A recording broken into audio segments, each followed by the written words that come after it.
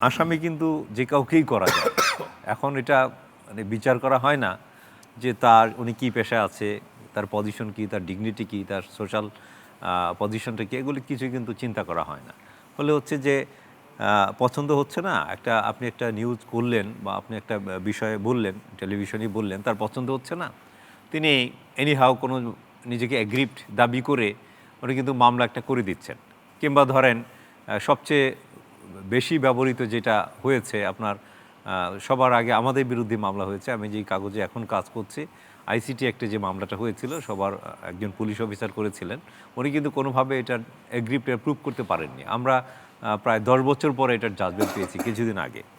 আবার ধরেন মানহানি মামলা, যেটা 500 ধারায় করা হয়, রিনা আপা ভালো জানেন যে এই মামলাগুলো করা হচ্ছে যে একটা মামলা করেছি এই কথাটা বলার জন্য, অথচ এটার জন্য আমাকে যে কতবার কোর্টে যেতে হয়েছে, আমাকে ফিজিক্যালি সেখানে হাজির হতে হয়েছে, আমার লয়ারকে বারবার আমাকে বিরক্ত করতে হয়েছে, উনি অন্যান্য কাজ বাদ দিয়ে আমারটাকে গুরুত্ব দিয়ে যেতে হয়েছে। তো এই যে এটার অর্থটা হলো এই যে ওই মিডিয়া পার্সোনালিটিকে থামিয়ে দেওয়া বা উনি যেন সামনে না তাকান, তিনি যেন তার সঠিক দায়িত্বটা উনি পালন করতে না পারেন, এই ধরনের ভয়ভীতি দেখানোর জন্য তাকে যদি একটা হ্যারাসমেন্টে ফেলানো যায়, তাহলে সে আর তার পেশাটা ঠিকমতো করতে পারবে না।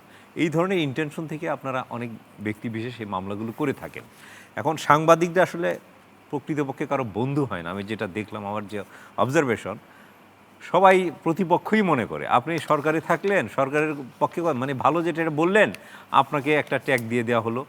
আপনি অপোজিশনে থাকলেন, আপনাকে আরেকটা ট্যাগ দিয়ে দেওয়া হলো। এই ট্যাগ দিয়ে দেওয়া হলো, এটা দিতে তার পয়সা লাগে না, ট্যাগ দিতে কোনো ট্যাক্স লাগে না। ফলে হচ্ছে কি একজনকে বলে ফেললেই হলো যে তুমি এই, বাস একবার এটা মিডিয়া আসলো, ওইটাই প্রতিষ্ঠিত হয়ে গেলো, আপনাকে ওই নামে ওইভাবেই চিনল, অমুকের অমুক।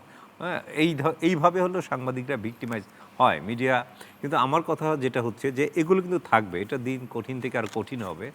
এর মধ্য থেকে কি করে কঠিনতম হবে কেন হবে, কারণটা হচ্ছে আমাদের মধ্যে অ্যারোগ্যান্সনেসটা আমরা খুব বেশি দেখি। মানুষ খুব আগের মতো সহিষ্ণু নাই।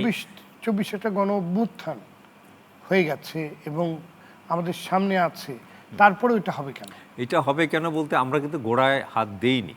আমার ওই যে লার্নেড এই যে তারেক চৌধুরী বললেন, উনি যেই কথাটা বলেছিলেন যে আমরা আসলে গোড়াটায় হাত দিই না, আমরা যেই প্রত্যাশাগুলো ছিল আমরা কিন্তু সেই প্রত্যাশাগুলো এখনও অবধি করে যাচ্ছি।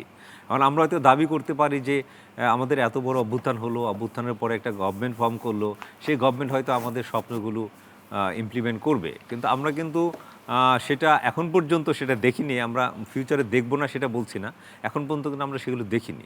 ফলে ওই গোড়াতে হাত দেওয়ার যে কাজটা, সেই কাজটা এখনও বাকি রয়ে গেছে। ফলে হচ্ছে কি যে আমাদের মধ্যে এই আশঙ্কা এখনও আছে যে আমরা বোধহয় সেই বৃত্ত থেকে বেরোতে পারবো না। আমাদের যে হয়রানি, মিডিয়া যে কাজ করতে পারে না, মিডিয়া কেন সব প্রফেশনে আমি বলবো যে আমরা যে কাজগুলো করতে পারছি না, আমাদের প্রফেশনাল যে কন্ডাক্ট বা আমাদের প্রফেশনাল যে কমিটমেন্ট, আমরা সেই কমিটমেন্টে যে রাখতে পারছি না, হ্যাঁ, তো সেই বিষয়টা এটা আমাদের যে প্রত্যাশার জায়গার মধ্যেই থেকে যাচ্ছে।